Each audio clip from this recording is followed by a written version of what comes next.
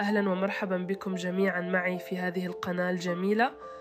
اليوم في هذا المقطع سأخبرك ببعض التصرفات تعني الإعجاب الخفي. من فضلك قبل أن أبدأ شجعني بالضغط على زر الإعجاب والاشتراك، وشكرا من القلب الخالص حبيبتي. عدم قدرة الشخص على التوقف عن النظر إليك تكون علامة واضحة على الإعجاب.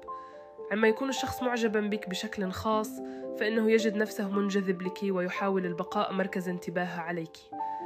إذا كان الشخص لا يمكنه التوقف عن النظر إليك فهذا يشير إلى أنك تجذبه بشكل مميز وأنه يجد فيك سحرا جذابا. يكون هذا النوع من الانجذاب متعمقا إلى حد ما، حيث ينعكس الشعور بالإعجاب والاهتمام العميق.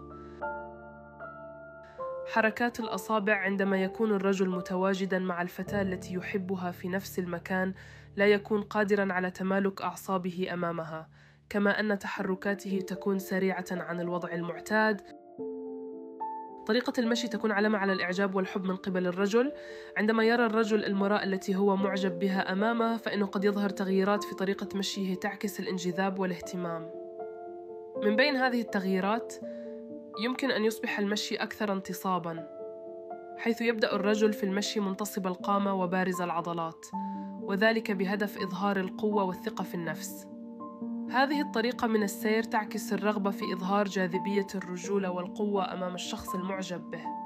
عندما يكون الرجل معجباً بشخص ما فإنه قد يبذل جهوداً كبيرة للبقاء بالقرب منه لساعات طويلة. هذا السلوك يعكس الرغبة في الاستمتاع بوقت أكبر مع الشخص المعجب به وفرصة القضاء على المزيد من الوقت في حضوره. ومن أقوى علامات الإعجاب عند الرجل تجده يتصرف بغرابة عندما تكونين بالقرب منه. يبدو الرجل في حضرة المرأة المعجب بها كأنه لا يعرف ماذا يريد. قد تلاحظين أنه يغادر المكان فجأة وقد يعود بعد ذلك إليه بعد دقائق، وربما يقوم بأعمال صغيرة في غير وقتها.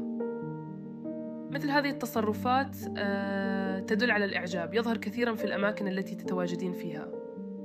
ستلاحظين في أغلب المواقف أو المناسبات أنه لا يفوت فرصة ليتواجد في المكان الذي يعلم أنك متواجدة فيه، إذ أنه يجد في هذه المناسبات علة وذريعة للمجيء إليها كي يكون دائماً بجوارك ويريك عن قرب لأنه معجب بك سراً. الرجل الذي يحبك حباً صامتاً تجدينه دوماً يدافع عنك. الشخص الذي يحبك سيتخلى عن صمته لمساعدتك في أوقات الحاجة. إذا رأى أو سمع أشخاصاً آخرين يهينوك أو يسيئون إليك فسوف يدافع عنك بعفوية. سيكون سريعاً أيضاً لمساعدتك بطرق عملية.